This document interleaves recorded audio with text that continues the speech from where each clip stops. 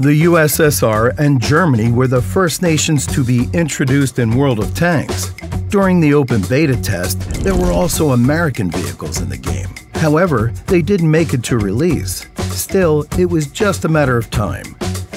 On October 30, 2010, another update was released introducing American vehicles to World of Tanks.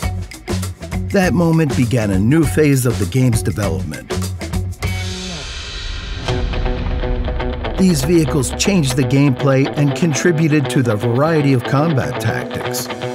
The T-29 occupied Tier 7. This tank featured a solid turret and reliable gun. In battles, it faced other vehicles of the same tier, such as the IS and the Tiger.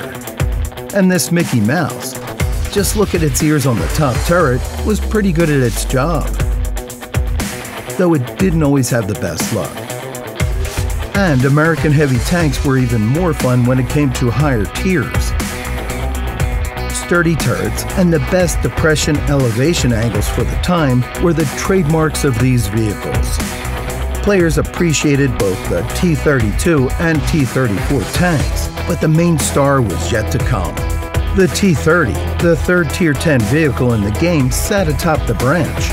It joined the warfare between the legendary Mouse and IS-7. Finally receiving its rightful place in the game. It's no surprise, considering its good depression elevation angles, solid turret, and formidable damage of 750 HP per shot. It was kind of a national hero and laid the foundation for further development of the American branch. The American tank destroyers were introduced 6 months later. Basically, they were typical representatives of this vehicle type. Still, the American tank destroyers of Tiers 8 and 9 had reliable armor, but were extremely slow.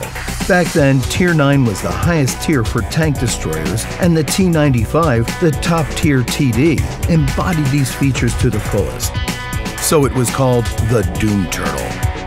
It had impenetrable armor and dealt a huge amount of damage, which made it a formidable foe for any opponent. Still, it had one obvious drawback: speed. Not much has changed over time. The T-95 is still one of the slowest vehicles in the game. However, back then, this was absolutely new gameplay.